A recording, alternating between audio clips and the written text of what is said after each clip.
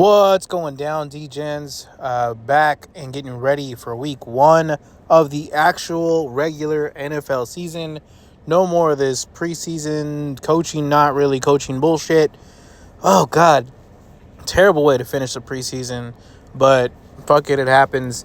Sorry if you lost money. I apologize, but we will make it back. A bunch of just really random coaching things, and one thing that we did learn, or I learned here, week 3 of the preseason, definitely an over week. I have the numbers from last year as well. Both this year and last year, the average score, average total, was at least 41 points. So week 3 seems to be like, I guess, a dress rehearsal for some teams. Excuse me. And then for others, just kind of sitting, everybody that doesn't need to absolutely play or isn't trying to make the team. And so what that leads to is two things. So number one, we get some blowout games. We get more blowouts than any other, week in preseason. So the prior 2 weeks, the final score had been decided by an average of about 3 points. The average differential for week 3 is 11 points. So it's, again, more of a blowout. Now, like I said, more scoring, higher totals, bigger blowouts. Really, the explanation for that, after watching most of the games at least, is there are about half of the games where one team is just absolutely not trying. They're not even going to put out their starters, and the other team is, maybe they are playing with third stringers or whatever, but they are absolutely trying to get the win. And they're doing everything from play calling to personnel to anything else to try to get that win. And a lot of times it was the starters out there. Now, a team like the damn Colts really couldn't do anything because Anthony Richardson looked just terrible, man. And is anybody else worried about this guy? For fantasy, I know he's supposed to be like, top 5, top 10, whatever, quarterback, and being able to put up all these yards on the ground and everything else. But I saw that dude sail so many passes in preseason. I was high on him. I was thinking, he would come in and get us, a top 10 quarterback finish in the 5th round, maybe a high season on the ground. But good Lord, he's just really, really awful. I mean, and then on top of that, I was looking at the 6 score today, which is Dr. Chow's website, and, he kind of just goes over injuries. And he's actually the number 2, Anthony Richardson, that is a number 2 guy to not draft because of his play style and the fact that they think he's going to be injured. So, I don't know. You guys tell me. Somebody list it in the comments below. Like, what do y'all feel about Anthony Richardson? Is it maybe just he's going too high? Because right now he's like the 5th round pick, and I have a real hard time pulling the trigger in a real live draft on that guy in the 5th round.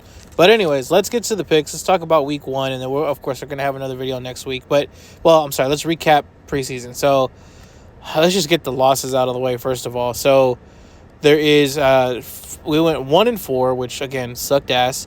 Now the Colts, unfortunately, I grabbed the line I mentioned in the video last week at -2.5. I was no longer available by the time we actually got to the game. And it was, I believe, -6.5. So the pick was going to be first half and full game for the Colts. And then, of course, they win the full game. But the first half, they're into the first half. They're down to just a couple seconds. Bouchel's already in the game. They're at like the 5-yard line. I believe it was 7-7 at the time. And I'm like, please just kick the field goal. Just kick the field goal. Take the lead. Get us this bet. Of course they fucking don't. They go for it on 4th and goal, and they don't do a damn thing. It's not even close. It just sails it over somebody. So that ruins that pick. I'm not saying it's just bad luck. I mean, this pick could have been better. Should have probably just done, something like money line for the first half. Would at least pushed on that one, right? Or just take the full spread at the 6.5. The 6.5 in preseason tends to be a pretty good line, pretty favorable. I've taken it a couple times this preseason, and it's pretty much always covered, or at least, you've had a shot to cover. The other part of that, though, or the next game was the Texans -4, the Rams. This is one where the Rams just, they weren't especially trying to win. The Texans, however, also were not trying to win, and that kind of sucked because the whole preseason they've been playing their starters, and then, of course, they don't. They get the win, but they don't get the cover. They win by 2. It's 15-13. Again, just the lack of information in the preseason is just killing me here. The next play, and this is kind of a 2-for-1 because I did mention to put half a unit on these. It was Ravens and Packers. Ravens money line was part of it, and the other part was the under 33. Of course, they sail over that. They ended up at 37 because the Ravens just could not do a damn thing. And I understand John Harbaugh is, he's trying to make sure his guys are healthy going into the season, but I mean, first of all, in years past, he hasn't done that.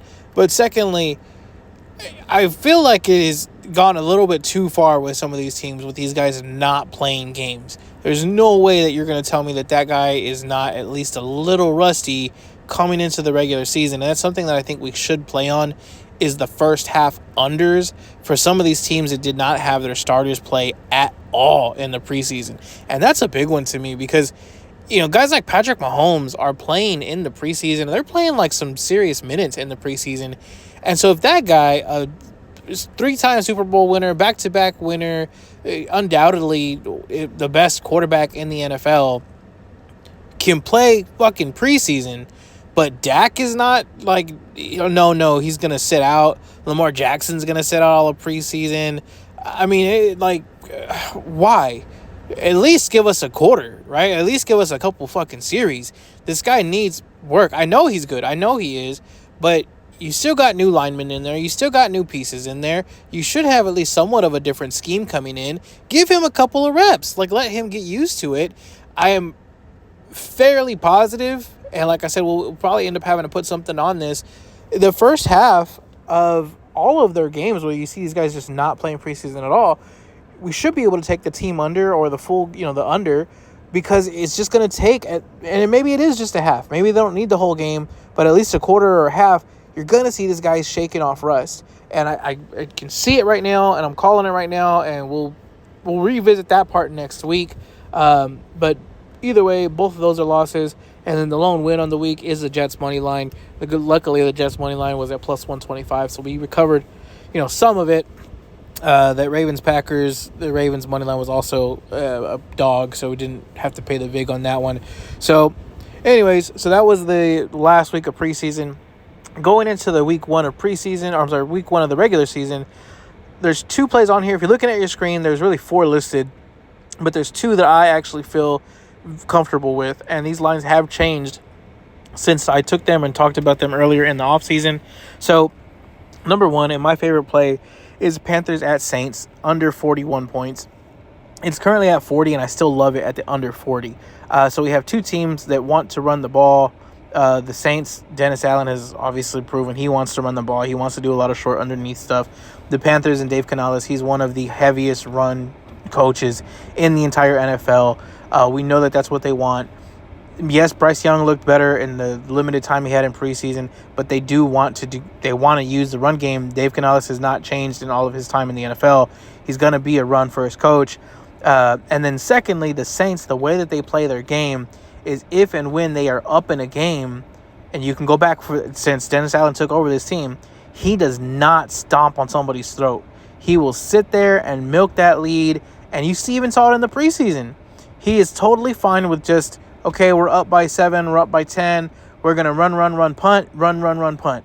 And they're going to just try to milk it as much as they can. And they're very run heavy. And I understand it's preseason, so you can't take everything from it. But that has not changed, and I don't believe that's going to change. It's also a divisional game. The first divisional games tend to stay lower because they're trying to not show all their cards just yet, understanding that they're going to play again. It is week 1 of the season, so these teams are not going to come in firing on all cylinders again. A lot of these starters have really not had extended game time just yet. And then on top of that, you have a new coach in Dave Canales, who's, again, that's another sign of, hey, these guys are typically lower scoring. Bryce Young, yeah, he looks better. He should be better under this new coach. I'm not expecting him to turn into fucking Dan Marino in his first game of the season. Everything to me is pointing at the under on this one. This is my favorite play. The best bet of the week is going to be Panthers at Saints under 40. I had it at 41. I still love it at 40. The second play from this sheet here is the Raiders and Chargers. under 43.5. Raiders and Chargers, very, very similar, very run-heavy teams.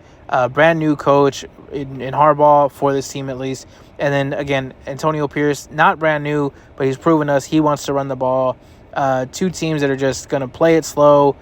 They want to do their thing on the ground. The Chargers may surprise us. Herbert is still there. They may put up some points. I do like the Chargers to win the game, but give me the under because of the pace of play. This is also a divisional game. It's also week 1. It's also the first division game, obviously. We have coaching staffs that are still getting used to their players. Everything, again, pointing to this. The NFC South, I forgot to mention, is 3-13 in divisional games to the under last year, and I don't see that changing. The AFC division here with the Chargers and the Raiders, something similar. I believe it is 5-11 to the under. So again, we see these games tend to stay under, especially these two divisions. So those are the two of the picks for week 1. Next week, we're going to come back. We're going to get your picks for the a game side, and then also looking into that first half play. So that's it for today, guys. I will be back next week. We'll talk about the other sides. Please let me know if there's anything you guys want to know about, any info you'll need, any of the Madden algorithms that y'all want to go over. But I do have those, and again, we'll kind of discuss that next week. But thank you again, and y'all have a great week.